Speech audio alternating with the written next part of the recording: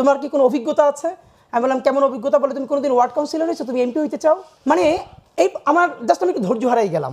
আমি যেহেতু ঢাকা 8-এর স্বতন্ত্র এমপি প্রার্থী, ঢাকার শাহজাহানপুর অঞ্চলে আমি সারাদিন আমরা ভোটার যোগ করেছি, জনসংযোগ করেছি। তো স্বাভাবিকভাবে ওখানে তো বিভিন্ন কেউ আব্বাস ভাইয়ের সমর্থক, কেউ জামাতের হেলাল ভাইয়ের সমর্থক, খুব ফাইন, সবার সাথে আমাদের কথা হবে। তো একটা দোকানে ওনারা স্বাভাবিকভাবে এই আব্বাস ভাইকে পছন্দ করেন, খুব ভালো। তো আমার যেটা ভালো মানে আমাদের জন্য এটা একটা ইন্টারেস্টিং ব্যাপার, আমাকে জিজ্ঞেস করে বললো যে তুমি নির্বাচন মানে এটা কি? আমি নির্বাচনে দাঁড়িয়েছি, লিফলেটটা দিয়ে সালাম দিয়ে। কেন নির্বাচন করবা? আমি এমপি হতে চাই। এমপি কেন হবা? আমি দেশের জন্য পলিসি মেকিংয়ে সাহায্য করতে চাই। তোমার কি কোনো অভিজ্ঞতা আছে? আমি বললাম কেমন অভিজ্ঞতা? বলে তুমি কোনোদিন ওয়ার্ড কাউন্সিলর হয়েছো, তুমি এমপি হইতে চাও? মানে এই আমার জাস্ট আমি একটু ধৈর্য হারাই গেলাম। যে এরপর আমি বললাম বলে তুমি এরপর পরে যে প্রশ্নটা করো, তুমি তাহলে এখানেই কেন করছো? আর কোনো নাই? আমি বললাম আমি এখানের ভোটার, ঢাকা 8-এর ভোটার, করতে সমস্যা কি? এরপর সে আমাকে বললো যে তুমি কি ওয়ার্ড কাউন্সিলর হয়েছো? আমি বলি ওয়ার্ড কাউন্সিলর আর এমপির কাছ তো এক না, আমি ওয়ার্ড কাউন্সিলর কেন? তারপর আমি বললাম আমি শুরু করছি এমপি দিয়ে, আমি তো একদিন জাতিসংঘের মহাসচিব হইতে চাই, সমস্যা নাই তো। তারপর সে দেখলাম খুবই ট্রিগার্ড হয়ে গেছে, হ্যাঁ বাচ্চা মানুষ। আমি বললাম চাচা এই মনস্তত্ত্ব ভাঙতে হবে। উঠেই সে বললো তোমরা তো সব কিছু ভেঙে ফেলছো। আমি বললাম ইয়েস ইনশাল্লাহ আমরা আরও অনেক কিছু ভাঙবো। আপনারা যা যা নিতে পারেন না এই মনস্তত্ত্ব, বাচ্চারা কেন দাঁড়াবে?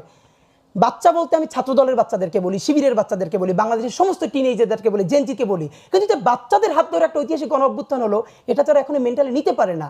মানে ধরেন আমি কম্পিট করলাম না ঢাকা 8-এ, তো সামওয়ান মানে কেউ কি কম্পিট করবে না? এই কথাটা তো সেরকম। শেখ মুজিবুর রহমান যখন 73-এর নির্বাচনে দাঁড়িয়েছে, তার বিরুদ্ধে যিনি কম্পিট করেছিলেন আপনি জানেন কিনা, তাকে গুম করা হয়েছিল কিছুদিন। মানে জাতির জনকের বিরুদ্ধে কম্পিট করবে। আর দেখেন ইন্ডিয়া রাষ্ট্র হিসেবে কেন দাঁড়িয়েছে?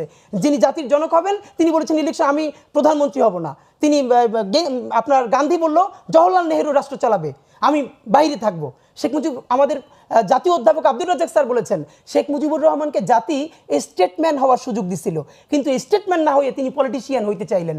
তো এখন ব্যাপার হলো আমাদের যে মনস্তত্ত্ব, এখন ব্যাপার হলো আমাকে তো সবাই পছন্দ করে কম বেশি, আবার আমাদেরকে ঘৃণাও করবে। আমার যদি কারো ভালোবাসার অধিকার থাকে, আমাকে কারো ঘৃণা করবার অধিকার থাকবে না? অফকোর্স থাকতে হবে। তো আমি মনে করি হ্যাঁ বিএনপির জন্য এইরকম না বলে বরং বিএনপির আরও বেটার পলিটিক্স বিএনপি করুক, জামাতের পলিটিক্স করুক।